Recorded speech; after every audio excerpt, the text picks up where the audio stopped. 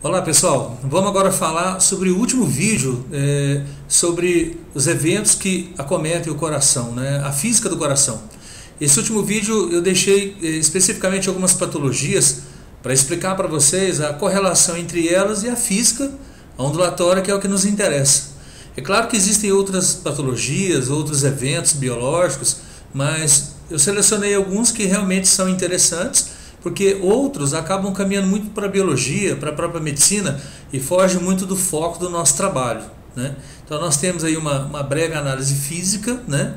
E aí no próximo slide eu já trago para vocês a primeira patologia existente, a chamada hipertrofia. Acompanhem comigo aqui na parte superior, a chamada hipertrofia atrial. Um detalhe interessante: os dois átrios podem estar acometidos. Pode ser uma hipertrofia apenas do átrio direito, pode ser uma hipertrofia do átrio esquerdo ou dos dois ao mesmo tempo, que é mais rara. A hipertrofia atrial, na verdade, ela é uma consequência de doenças já estabelecidas no coração. Essa que é a grande verdade. Não existe ela por si só, né? Então nós temos aqui do lado esquerdo um esquema que é bastante interessante, onde eu mostro para vocês como é que funciona a despolarização atrial. Notem, do lado esquerdo nós temos aqui o nó do sino atrial, e a partir dele você tem as ramificações para despolarização dos dois átrios. Do lado direito aqui eu gostaria de chamar a atenção para um feixe que possibilita a despolarização do átrio esquerdo. A despolarização dos átrios ela acontece de célula a célula, mas ela também acontece mediante esse feixe aqui, ó. Vou traçar para vocês aqui, ó. Esse feixe do lado direito do nosso olhar é o chamado feixe de Beckmann. Com ele a gente tem aí a consequente despolarização também do átrio esquerdo. Nós já falamos em aulas anteriores, só para dar uma recapitulada, temos aqui, ó, mais uma vez o nó sinoatrial. Depois do nó sinoatrial nós temos a comunicação do impulso, que é o chamado nó atrioventricular. Estão lembrados das aulas anteriores? A partir desse nó atrioventricular existe a despolarização dos ventrículos. Mas veja, o tema nosso aqui desse slide, desse vídeo, é falar da despolarização atrial que está intimamente ligada à hipertrofia dos átrios, né? Então, como é que funciona tudo isso? Vejam só que interessante. Olha onde que entra a física agora. Imagine, nós sabemos do capítulo de ondulatória chamado interferência. Vocês aprenderam que quando você tem uma onda, vamos relembrar isso, pessoal. Quando você tem uma onda de amplitude A1, vamos desenhar aqui a amplitude A1. Essa onda vai ao encontro de outra de amplitude A2, digamos assim. Nós sabemos que numa interferência construtiva, o que acontece com a amplitude resultante? Ó, a onda número 1 vai para a direita, a onda número 2 vai para a esquerda. O que acontece com a amplitude resultante? A gente sabe que numa interferência construtiva, a amplitude resultante ela é a soma da amplitude da onda número 1 com a amplitude da onda número 2. É o que acontece lá dentro dos átrios. O átrio direito produz uma onda de despolarização, que eu vou chamar aqui de AD, ok? O átrio esquerdo também produz uma onda de despolarização, que eu vou chamar de AE. Elas se somam literalmente. Como elas se somam, haverá o aumento da amplitude. Eu vou ter uma amplitude resultante bem maior que as amplitudes isoladas das duas ondas. E é isso que vai acontecer no exame do paciente. Olha que interessante isso. Lá no exame do paciente, acompanhe aqui do lado esquerdo, ó. Você vai verificar que nós temos aqui uma onda P aumentada. Nós aprendemos que a onda P é a onda de despolarização dos átrios. Pode observar que realmente houve um aumento dessa onda P, tanto em largura quanto em altura. Agora olhem do lado direito aqui, nós temos um outro esqueminha que eu apresento para vocês, que também representa essa configuração patológica. Nós temos aqui, ó, em destaque uma onda P. Pessoal, nitidamente essa onda P ela está ou não está aumentada? Com certeza, né? Ela está realmente aumentada, a amplitude dela é bem maior. É isso que caracteriza a primeira patologia, a hipertrofia atrial, com o aumento da amplitude da onda P. Muito bem, vamos agora mostrar para vocês uma outra patologia. Essa está mais relacionada a um cálculo, digamos assim. Nós já falamos anteriormente sobre isso em alguns exercícios. Vocês devem estar se lembrando lá da bradicardia, da taquicardia, não é verdade? Então nós observamos aqui nesse desenho uma alteração dos períodos da onda. Observem, o período dessa onda aqui, ó, do complexo QRS, do lado esquerdo, é diferente do período da próxima. E assim sucessivamente. Nós sabemos pela equação, período, como é que se calcula período? Período é o inverso de quem? Período é o inverso da frequência.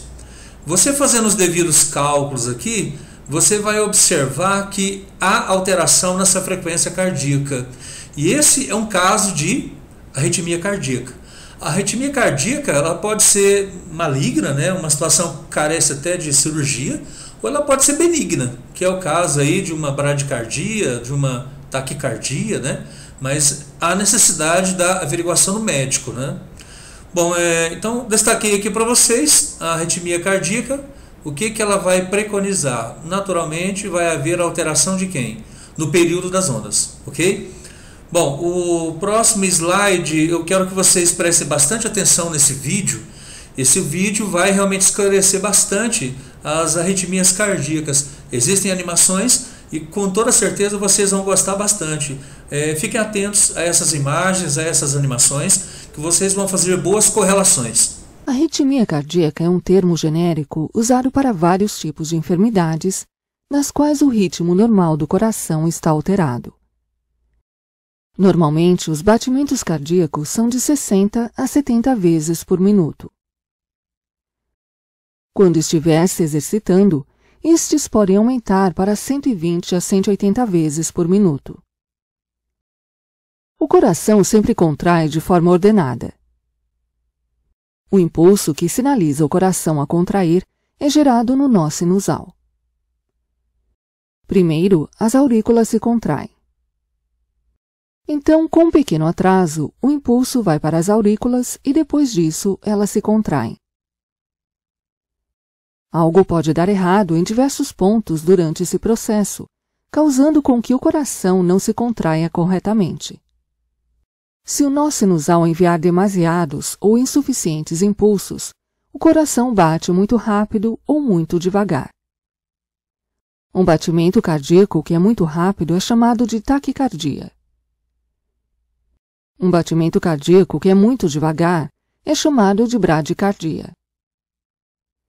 No caso da síndrome da doença do nó sinusal, o nó sinusal alterna em trabalhando muito rápido ou muito devagar. O bloqueio cardíaco ocorre se os impulsos não são transmitidos corretamente para os ventrículos do coração. Isto causa uma interrupção do equilíbrio entre a contração dos átrios e dos ventrículos. Também pode acontecer que as células do músculo do coração dos átrios ou dos ventrículos ignorem completamente o nó sinusal. Eles, espontaneamente, se contraem de uma forma desordenada. Isto se chama de fibrilação. Durante a fibrilação ventricular, a circulação é interrompida e o sangue não é mais bombeado pelo corpo. Esta é uma situação de risco de vida.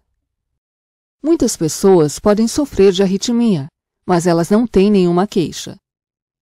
Os tipos de queixa que uma arritmia causa dependem do tipo de arritmia que você tem. Alguns dos sintomas comuns são palpitações, desconforto no peito, dispneia, falta de ar, ansiedade e vertigem. O tratamento para arritmia depende do tipo e da causa da arritmia. As arritmias nos átrios são menos perigosas do que as arritmias que se iniciam nos ventrículos. As arritmias nos ventrículos podem causar uma interrupção na circulação e a necessidade de uma assistência médica imediata. É necessário um choque elétrico para trazer o coração de volta ao funcionamento. Geralmente, as arritmias podem ser tratadas com eficácia através de medicamentos.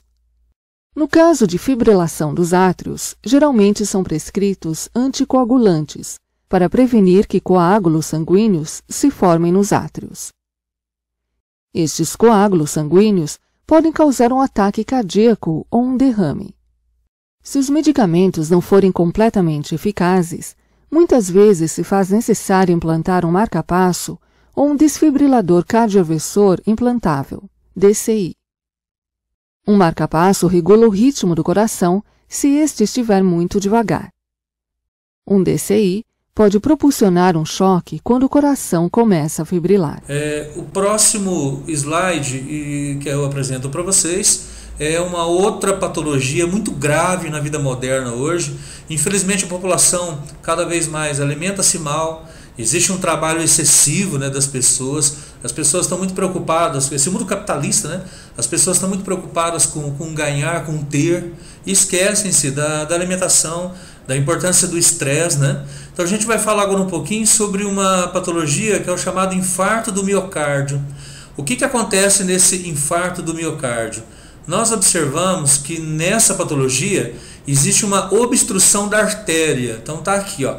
O indivíduo, infelizmente, tem uma alimentação totalmente errada e aqui em destaque houve acúmulo de gordura na parede da artéria, representada aqui na cor verde.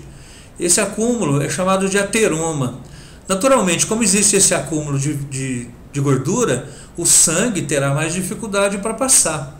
E acaba formando o quê? Uma lesão, acaba surgindo aqui um coágulo sanguíneo, né? E aí o coração, infelizmente, terá uma nutrição deficitária.